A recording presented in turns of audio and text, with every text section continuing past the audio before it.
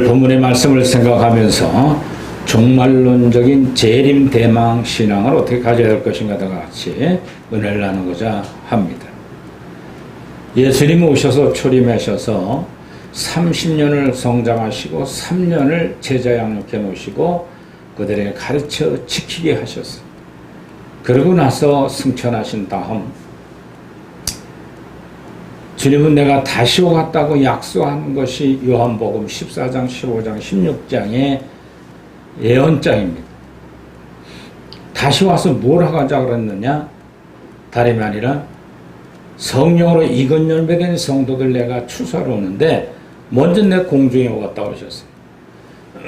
데살로니가전서를 썼던 사도 바울이 공중 강림 이후에 초대교부터 주님 가신 다음부터 사도들부터 교부들 그리고 많은 위대한 교회 시대 이긴 자 되신 분들을 끌어올린다고 했어요.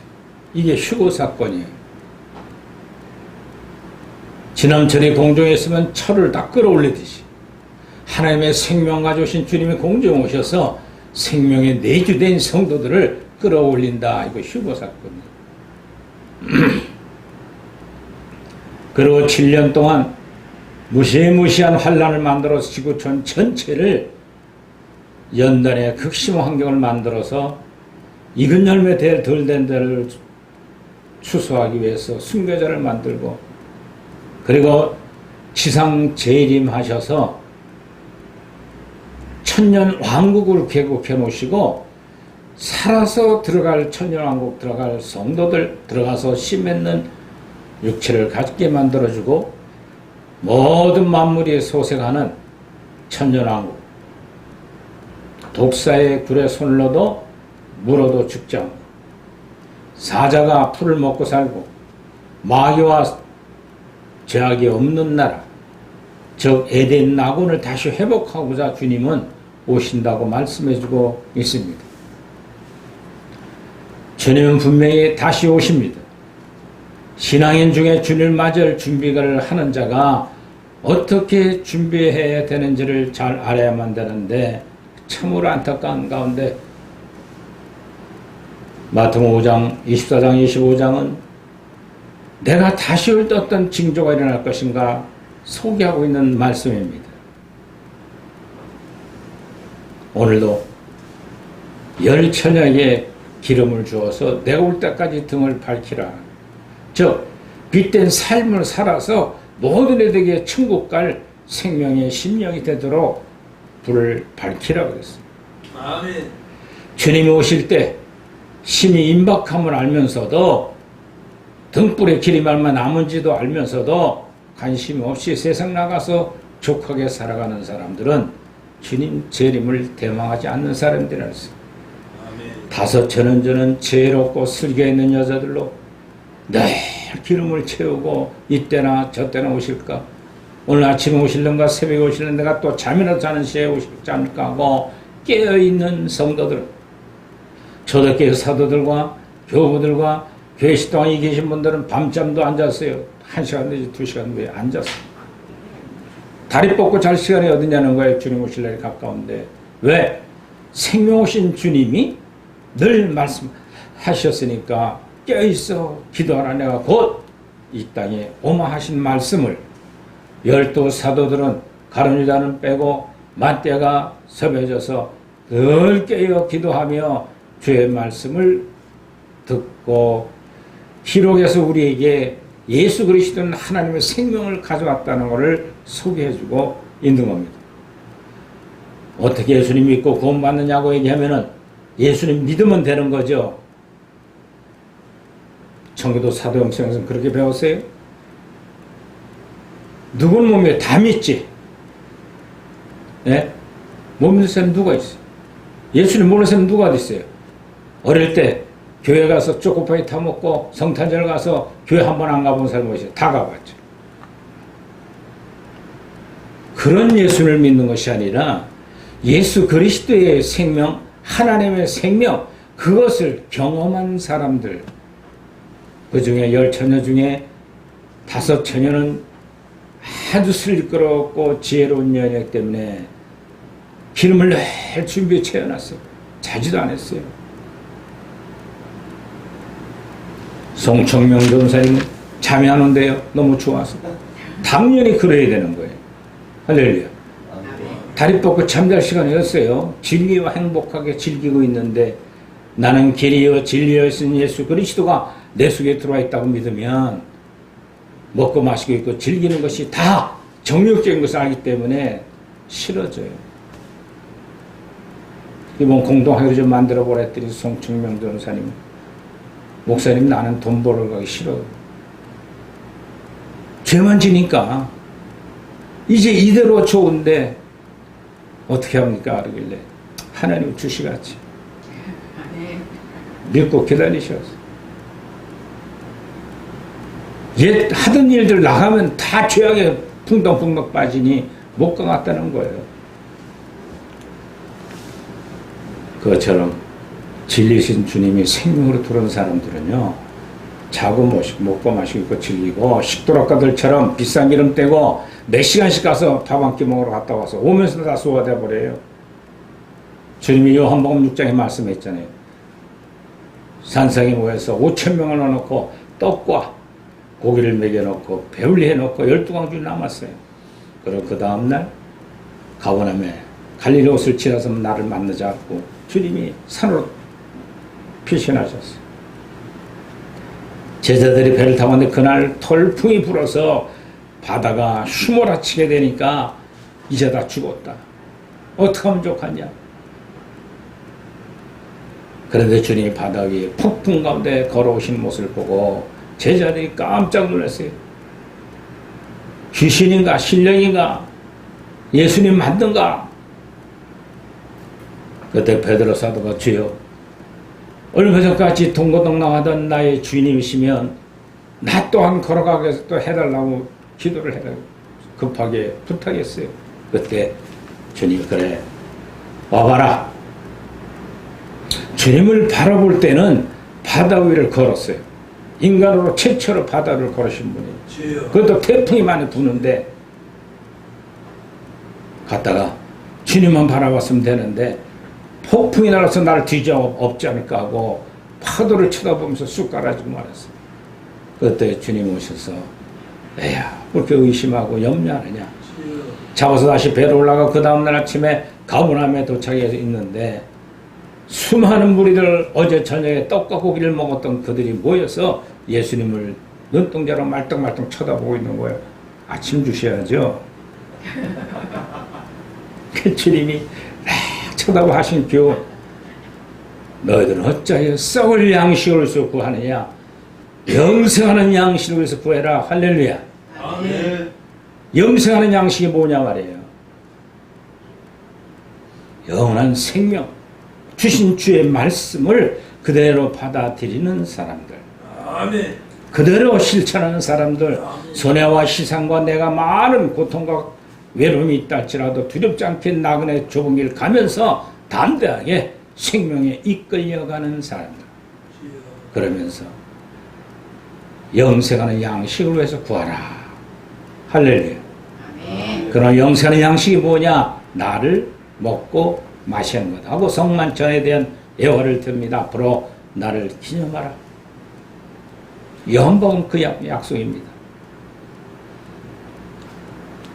정교도 사도행성 우리 신학 선생도 여러분, 여러분들은 이후 학교 나오면서 이제 다음 학기나 그 다음 주면은 졸업할 텐데 학위를 또 받을 텐데 무엇이 남았어요? 여러분들 속에 예수 그리스도의 밝은 빛 진리가 생명력으로 나를 이끌어가야 될 줄 믿으시 바랍니다. 아멘. 그게 없다면 일반 대학교, 일반 신학교, 일반 대학원 가서 배우는 거 뭐 차이가 있어? 근데 오늘 예배 인도하는 것이나 내용을 또 소개하는 걸 보니까 야, 제가 보람이 돼요. 응? 자기 속에 뭐가 거하는지 아는 거예요. 내 양심의 등재가 밝아져야 교만, 태완, 음란, 아집, 질투, 포악, 거짓의 법칙에 사로잡힌 게 죄라는 걸 알게 되는 거예요. 누가? 사도 바울이 로마서를 쓴 목적이 이거예요. 로마서 7장이 그 고백을 하는 겁니다. 원하는 법 선을 행하려고 그러는데 원천은 악심이 내 의지와는 관계없이 나를 사로잡아 오는도다. 오호라 나는 곤고한 죄인이로다. 이 죄싹은 사망, 지옥 가는 거예요. 그런데 하나님께 감사할 것은 예수 그리스도로 말미암아 내가 죄사함을 받았노니 할렐루야. 아멘. 무슨 뜻이에요? 십자가의 대속의 은총을 믿고 부활의 신앙이 내 속에 있어지면 그런 죄가 다 사함 받은 칭의 어렵다고 인정해준다, 칭의해준다는 뜻이에요. 로마서의 핵심이 이겁니다. 죄로부터 벗어난 하나님의 사람으로 생명에 내주는. 그래서 8장부터는 생명 가진 성도들 자기의 삶을 고백하는 것이 사도 바울의 신앙 로마서 쓰는 목적이에요. 나는 이제 죄로부터 자유함을 얻는다. 다시 죄를 질 수 없다. 2절에 생명의 성령의 법이 죄와 사망의 법에서 나를 해방시켰노라. 할렐루야. 아멘. 신학도들은 이번 졸업한 이거는 가지고 졸업해야 돼. 지금도 큰 교회 뒤에 앉아서 교회 안 나가면 지옥 같은 거 생각하면서 마지못해 교회 제도나 따라가며 봉사헌신하는 것이 최고냐. 또 육신이나 즐기면서 되는 것이 구원이냐. 또 선교 가더라도 생명을 나눠주는 목회자 선교사가 안 된다면 뭐 필요 있겠어요. 여러분들이 처음 신학교 왔을 때 그랬죠. 목사님 너무 벅찹니다. 왜 이렇게 복잡해요? 좀 간단히 줄여주세요. 간단합니다 그랬어요. 안 믿어요. 성령 주시나 첫째부터 12과목 내세론까지 들어도 깨달아지지 않고 그게 그 소리 같단 말이에요. 그러나 그걸 증거한 네 분의 강사들은 원고 보고해야 안 해요. 맥이 딱 잡히면 그건 부수적으로 구체적인 설명이고 내가 알게 되면 성령의 주시는 무엇인가를 정리해야 되는 거예요. 이거 공부한 거예요. 할렐루야. 하나님은 누구냐에 대해서, 인간은 왜 타락한 죄를 갖고 태어나는가에 대해서, 네 번째의 기독론 예수 그리스도 왜 오셨는가 외워하셨어요. 여러분들 사업 잘 되고 돈벌이하고 통장에 돈 늘어나고 복권 맞춰주려고 오셨어요? 오래오래 장수하게 마셨어요?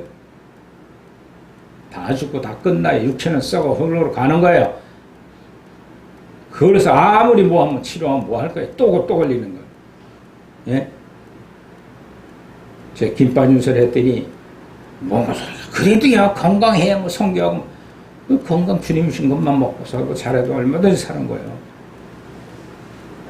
교회시대 이기자 되신 모든 분들은 육체를 쳐서 정과 욕심을 쳐서 하나님 말씀에 복종하라고 그랬어요.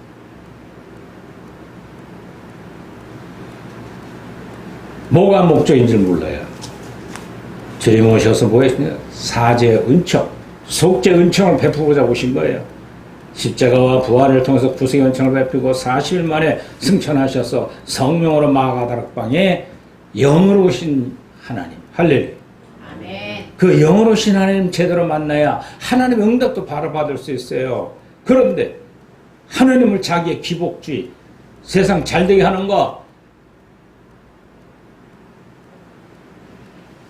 하면 된다 믿음 만능주의, 율법주의, 오셔서 주님 율법을 지키는 유대인들을 이 독사의 자식들아, 이 회치는 무덤들아, 너희들도 천국 못 가지만 갈등하는 사람 맞고 앉아있구나. 지옥 가는 걸 끌고 왔대. 잘못 가르쳤다는 거예요. 오늘날 복음주의 안 그래요?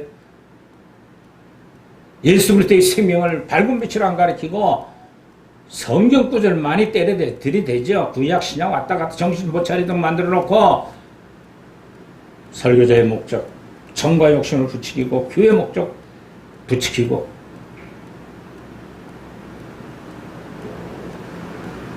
하나님 교회 큰 장로가 제 설교를 듣고 전화가 왔어요.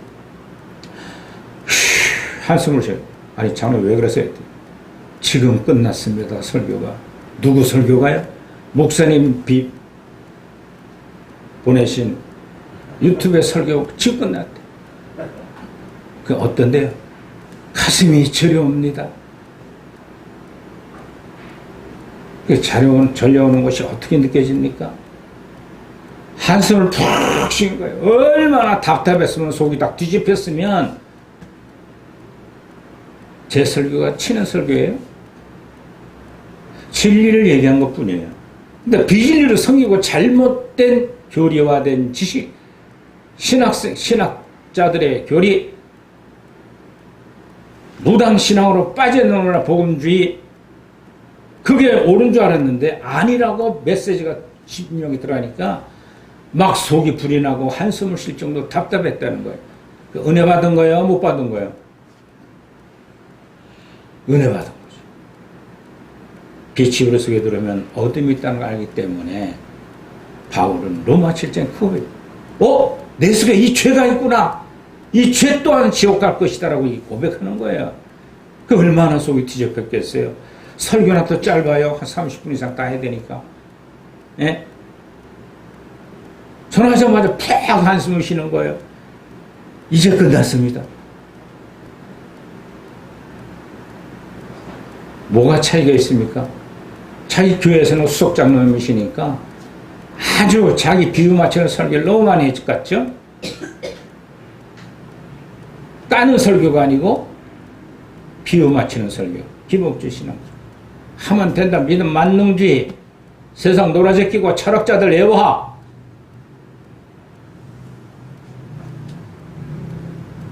여러분들 구원 받으려고도 속이 뒤집히고 답답해져야 돼. 할렐루야.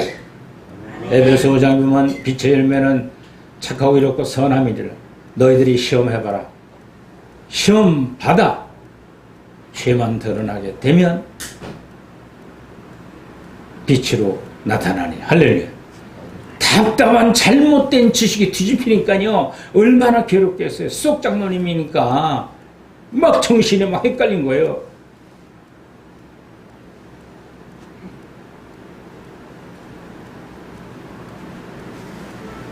주님의 빛은 뭐라고 왔어요? 죄를 책망하러 오신 거예요. 아멘. 죄가 죄되게 드러나기 위해서 오신 거예요. 또 성령은 두 번째로 뭘 가져오셨어요? 나는 길이요 진리요 생명이신 생명의 진리가 들어오고 나니까 비진리가 잘못된 것이 아니라고 속에서 성령이 깨달음 주니까 속이 얼마나 답답했겠어요. 그러니까 숨을 한숨 팍 쉬는 거예요. 은혜 받고 있는 거예요. 아멘. 생명으로 와서 생명은 충비하게 살 때 행복이 와요. 아멘. 부유함을, 영적 부유함을 느껴요. 순결하게 살 때 하나님 아가페적 살림으로 발까지 부어져야 되는 거예요. 오른뺨을 때려 왼뺨을 대라. 오리 가지면 심는 가지라. 속옷당 걷어주고 거저봤으니 거저주라고 행실을 옮기도록 하면 철저히 내가 손을 보지만 심령의 행복감이 가장 넘치러 부어진다는 거예요. 할렐루야. 아멘. 할렐루야. 아멘.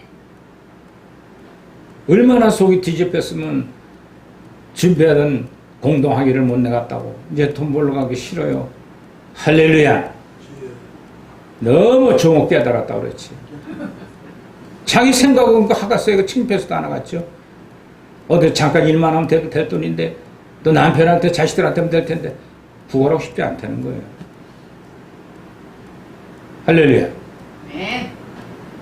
은혜 받은 신학도예요.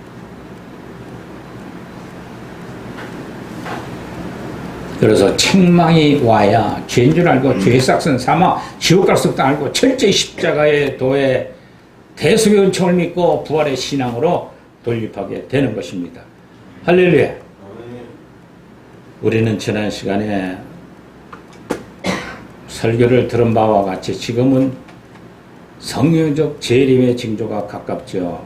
어떻게 이스라엘 민족이 고토로 귀환하면 마지막 때가 올 때를 대비하라고 말씀하셨어요. 에스겔 39장 25절 29절에 또는 천하만국의 복음이 다 전파되면 내가 온다고 그랬어요. 마태복음 24장 14절에 예언하신 말씀이죠.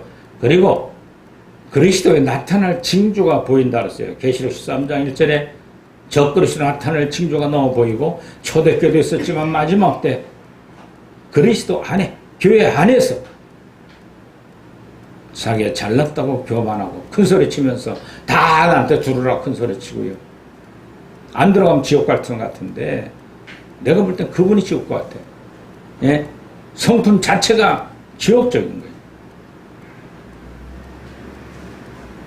교통수단이 지식이 고도로 발달하면 주님 오신다고 다니엘서 12장 4절에 말씀하고 있습니다. 얼마나 300km 달린 KTX 비행기가 고도로 떠서 바로 미국과 2시간에 떨어진 비행기, 또 지식이요 얼마나 고도를 밟겠는데 스마트폰 손에 딱딱 검색하면 나오는 거예요.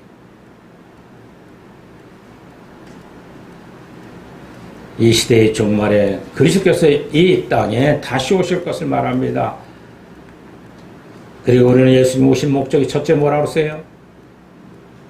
익은 열매를 추수하러 오신다 그랬어요. 두 번째는 대환란이 제약된 세상을 심판, 세 번째는 천년왕국을 열기 개국하기 위해서 오신다 그랬습니다. 그런 성경적 재림론과 휴거론을 우리 볼 때는 성경적 재림론은 전철연설이에요. 할렐루야. 주님이 오시고 대환란 진행하고 지상 재림하셔서 천년왕국이 있다는 재림론이에요. 휴거론은 분명히 있는 겁니다. 끌어올린다고 사도 바울이 데살로니가전서에 말씀하고 있고, 성경 여러 곳에서 휴거 사건을 얘기하고 있다면 그대로 믿어야 돼요.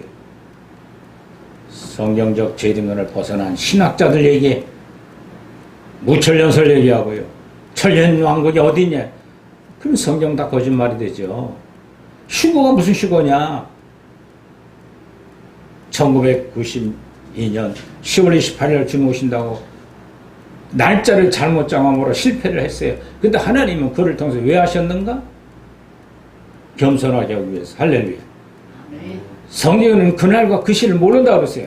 성경적 입장에서 우리가 말씀 믿고 따라가는 것이 청교도 사도행성 신학원의 신학 공부예요.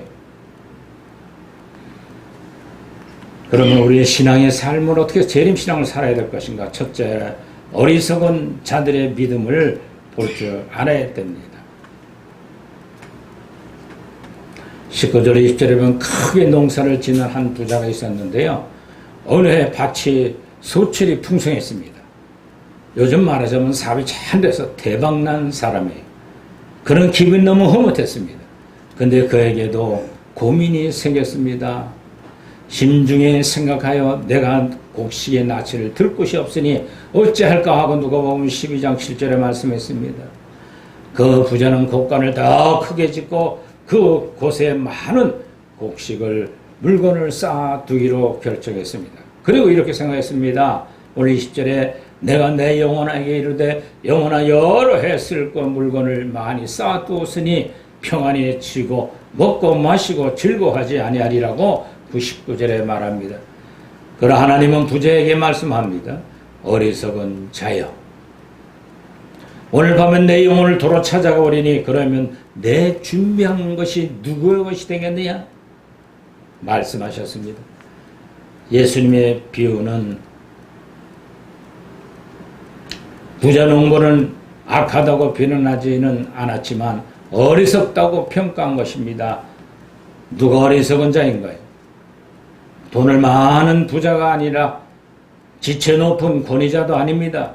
많이 배운 학자들도 아닙니다. 뛰어난 예술가도 아닙니다. 진정으로 어리석은 자는 주님께서 오실 때를 모르는 자예요. 하나님께서 자신의 영혼을 부르실 때를 모른다는 것이죠. 세상의 종말을 예측하지 않는 자, 세상의 과학은 발달해도 일기예측은 잘하지만 주님께서 오실 때는 예측하지 못하고 있다는 사실. 우리는 어리석은 물 벗어버리기 위하여 여러분들은 재림신앙으로 살아가시길 주의 이름으로 축원합니다. 아멘. 청교도 사역동성 신앙 공부한 것이 뭐가 목적일까요? 여러분들은 지혜로운 사람이 돼야 돼요. 두 번째로 지혜로운 자의 믿음을 보시는 하나님. 성경의 지혜로운 사람은 역시 솔로몬이죠. 솔로몬은 열왕기에 등장하는 이스라엘의 3대 왕입니다. 솔로몬의 잠언, 지혜서죠 라는 책에서 엿볼 수가 있듯이 그는 매우 지혜로운 왕이었습니다.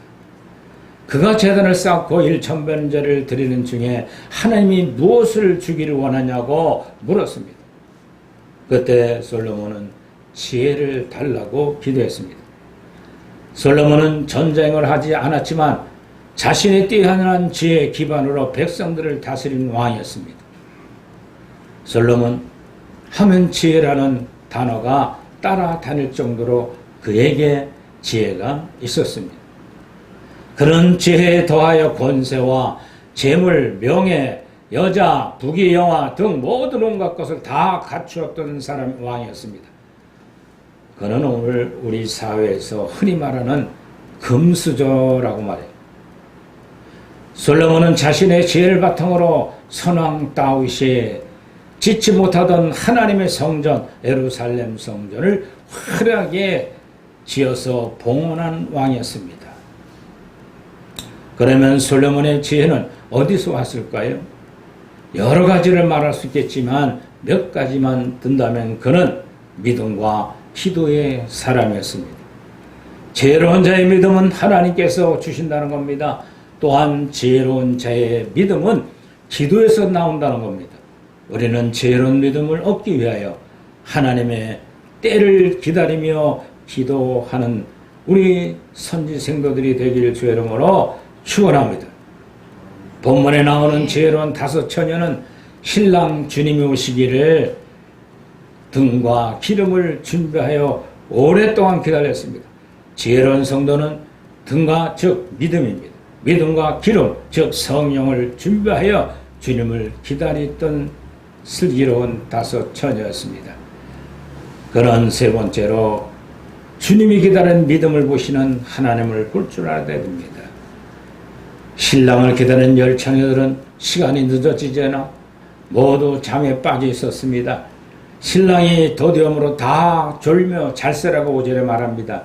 이 비유는 신랑은 예수님을 의미하고 그 신랑이 더디 온다는 말씀은 주님의 재림이 언제 올지도 모르고 막연하게 2020년도가 지나가는다. 재림을 왜 기다리냐? 대환란이 어디 있고 천녀왕국이 어디 있냐고 졸아버리는 미련한 5 처녀와 같이 등과 기름에 떨어져도 관심도 없었던 사람들, 즉 믿음이 떨어진 사람들, 기름 부음이 없는 사람, 기도가 없었던 사람. 여러분들의 심령이 등이라면 이 속에 기도로 늘 믿음을 채워놓는 기도가 끊이지 아니하시길 주의 이름으로 축원합니다. 베드로 3장 9절에 말합니다. 사도 바울은 하나님 모든 사람이 구원을 받으며 진리를 아는 데 이르기를 구원하노라고 디모서 4장 2절 4절에 말씀하고 있습니다.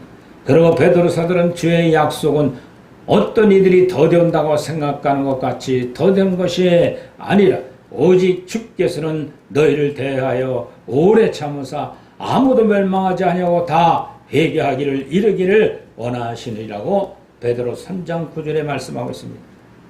즉 주님의 재림이 생각보다 늦어지는 이유는 뭘까요? 주님은 한 사람이라도 구원하기 위해서 기다리신다는 거예요. 우리는 요한계시록을 공부하면 교회 시대 동안에 이긴 자 14만 4천 명을 추수하신다 그랬어요. 휴거 성도를 만든다는 거예요. 생명 내주 합일된 성도들을 만든다는데 그 명수를 채우기가 어려워지는 거예요. 그럼 늦어지는 거예요. 우리 신학도들은 생명이 내주 합일되는 목표를 향하여 목회를 하시고 진리를 공부하시길 주의 이름으로 축원합니다. 즉 주님의 재림이 생각보다 늦어지는 이유는 한 사람도 더 구원에 이르기를 원하기 때문에 10 처녀들이 신랑을 기다렸으나 오지 않았어요. 나지 않아 잠을 잤습니다. 잠을 자는 것이 죄는 아닙니다. 문제는 아무런 준비도 없이 잠을 잔 것입니다. 지혜로운 성도는 주님께서 오실 날을 믿음으로 예측하고 있다는 겁니다. 믿음으로 예측한다는 말은 기도로 준비한다는 말입니다. 주님은 종말이 가까울 때에 시험에 들지 않기를 조심하라고 누가복음 21장 34절 36절에 깨어 기도하며 종말을 준비하는 자, 주님을 예고하시지 않고 갑자기 오신다는 내용입니다. 믿음과 성령으로 충만한 자만이 주 오실 것을 알고 깨달을 수가 있는 겁니다. 왜? 성경적 조신학 종말론을 가보면 요한계시록 할 수 있는 길을 열어줘요. 그리고 마지막 12과목 내세론에는 영계의 세계가 어떻게 펼쳐지는가 알기 때문에 영에서 본 사도 요한이 쓴 요한계시록이 정확하게 빛과 어둠으로 두 분류되어 있는 것을 생명과 사망의 길로 되어 있는 걸 요한계시록은 성경 65원을 함축해서 깨달도록 우리는 진리가 정로되어 있는 거예요. 이걸 바로 알아야 됩니다. 그렇지 않다 일반 신학자들의 비추해 볼 때 헬러 시보리가 없고 신학자들의 예화도 없고 위대한 목사님도 인정 안 하고 그런 것이 아니라 여러분들이 진리를 받고 공부할 끝나게 되면 빛과 어둠의 정리가 돼야 되고 요한계시록이 왜 장차 될 일을 생명의 길과 사망의 길을 설명해 줬는가 대해서 연단받는 진리를 여러분들은 깨닫게 됐던 것입니다. 그러므로 여러분들은 제 이름 대망신앙을 꼭 마음에 품고 깨어있어 기도하고 믿음의 기름을 내 심령 속에 부어가는 여러분들 되기를 제 이름으로 축원을 드립니다. 아멘. 마지막으로는 종말을 준비하는 믿음을 보시는 하나님입니다. 마태복음 24장 25장은 종말에 대한 기록입니다. 이곳에 나오는 말씀들은 어느 때 읽어보아도 두려운 말씀입니다. 현실에 안주하고 살아가는 사람들에게 경고하는 말씀이기도 합니다. 특히 오늘 본문의 슬기로운 다섯 처녀 이야기는 우리들에게 거울이며 미련한 다섯 처녀 이야기는 우리들에게 경종이 되는 말씀이에요. 그러므로 신앙생활에 나태해질 때는 마태복음 24장, 25장을 읽어볼 필요가 있습니다. 그때 두 사람이 밭을 있어 한 사람은 데려가고 한 사람은 버리둠을 당할 것이요. 두 여자가 맷돌을 하고 있는데 한 사람은 데려가고 한 사람은 버리둠을 당할 것이니라. 그러므로 깨어있으라. 어느 날에 너희 주가 임할는지 너희가 알지 못함이라고 마태복음 24장 40절로 42절에 말씀하고 있습니다. 오늘 본문에도 신랑이 갑자기 도착했습니다. 그때 기름을 하지 않은 어리석은 처녀들이 잠에서 깨어나 잔치에 들어가지 못하게 문이 닫혀버렸어요. 그때 남은 처녀들이 와서 주여 우리에게 열어주옵소서. 내가 이렇게 했지 않습니까? 내가 목사지 않습니까? 내가 전도사지 않겠습니까? 내가 권사여 장로지 않습니까? 내가 몇십 년을 교회 성했는다고 문을 두둥기지만 미리는 다섯 처녀는 기름이 없어요. 믿음과 기도가 없어버렸어요. 기복주의 신앙에 빠지고 하만다단 믿음 만능주의에 빠지고 황금 만능주의에 빠지고 무당신앙으로 살던 그들이었기 때문에 주님은 오실 때 문을 닫아버린다는 거예요. 내가 너를 도무지 알 수 없다고 배척합니다. 그러므로 깨어있으라. 너희는 그날과 그때 알지 못하니라고 13절에 말한 것처럼 그날 그 시를 정해놓고 비성서적인 입장에서 날짜와 길을 가리키는 것은 잘못된 길입니다.